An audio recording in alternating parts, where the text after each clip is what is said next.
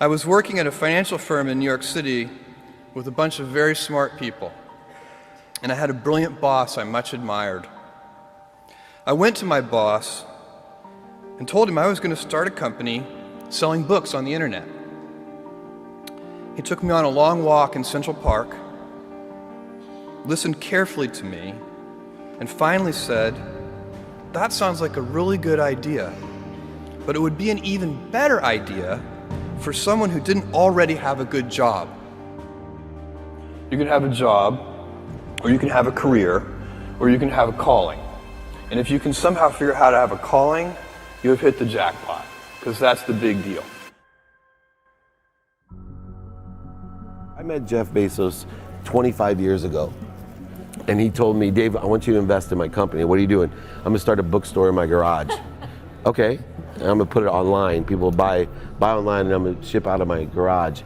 But if you invest in me, Dave, someday I'm gonna be the richest man in the world. I'll do over $100 billion. First of all, there is no such thing as $100 billion 25 years ago.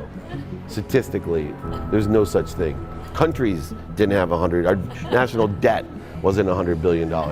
And this dude's telling me at 26 years old that he's gonna be the richest man in the world because he has a garage and the internet?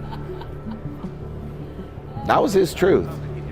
No, but he did not know it, and neither did I. But the difference between him and I is I was laughing, scoffing, and jesting at him, and he was already applauding himself, going, at the right way, at the perfect time, I'm gonna make as much as I can as quickly. And I'm sitting there going, there's no way this is gonna be a big business. Do something you're very passionate about, and don't try to chase what is kind of the hot passion of the day. Seen in that light, it really was a difficult choice, but ultimately, I decided I had to give it a shot. I didn't think I'd regret trying and failing, and I suspected I would always be haunted by a decision to not try at all. After much consideration, I took the less safe path to follow my passion, and I'm proud of that choice. As a young boy, I had been a garage inventor. I'd invented an automatic gate closer out of cement-filled tires, a solar cooker that didn't work very well out of an umbrella and aluminum foil, baking pan alarms to entrap my siblings. I'd always wanted to be an inventor, and she wanted me to follow my passion. There's a military phrase that I especially love, and it says, "Slow is smooth and smooth is fast." And I have seen that in every endeavor I've ever been in. That's the kind of thing that really allows you to make progress. You know, you get certain gifts in life and you want to take advantage of those, but I guess my advice on adversity and success would be to be proud not of your gifts, but of your hard work and your choices. So, you may be, the kinds of gifts you get in life, you might be really good at math. It might be really easy for you. That's a kind of gift. But practicing that math and taking it to the next step, that could be very challenging and hard, and take a lot of sweat. That's a choice. You can't really be proud of your gifts because they were given to you. You can be grateful for them and thankful for them. But your choices, you choose to work hard. You choose to do hard things. Those are choices that you can be proud of. You can choose. We all get to choose our life stories, and it's the choices that define us, not our gifts. Everybody in this room has many gifts. I have many gifts. You can never be proud of your gifts because they're gifts. They were given to you. You might be tall, or you might be really good at math, or you might be extremely beautiful or handsome, or there are many gifts, and you can only be proud really of your choices because those are the things that you are acting on. And one of the most important choices that each of us has, and you know this just as well as I do, is you can choose a life of ease and comfort, or you can choose a life of service and adventure. And when you're 80, which one of those things do you think you're going to be more proud of?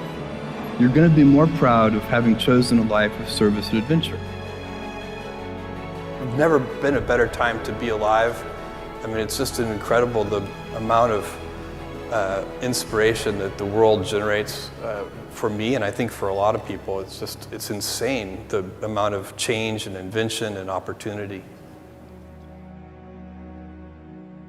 Your life, the life you author from scratch on your own, begins. How will you use your gifts?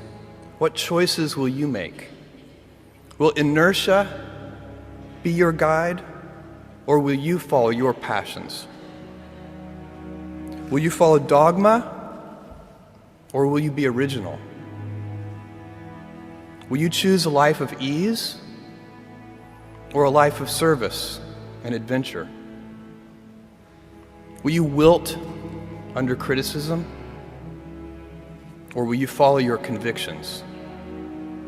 Will you bluff it out when you're wrong, or will you apologize? Will you guard your heart against rejection, or will you act when you fall in love? Will you play it safe, or will you be a little bit swashbuckling? When it's tough, will you give up, or will you be relentless? Will you be a cynic, or will you be a builder?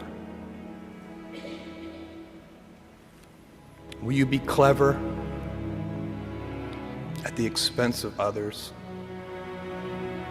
or will you be kind? Every time you figure out some way of providing tools and services that empower other people to deploy their creativity, you're really onto something. You know, you're very lucky if you have a career. A lot of people end up with a job.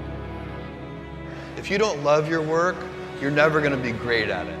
Jules Verne, Mark Twain, Galileo, Newton, all the curious from the ages would have wanted to be alive, most of all, right now. As a civilization, we will have so many gifts, just as you as individuals have so many individual gifts as you sit before me. How will you use these gifts? And will you take pride in your gifts or pride in your choices?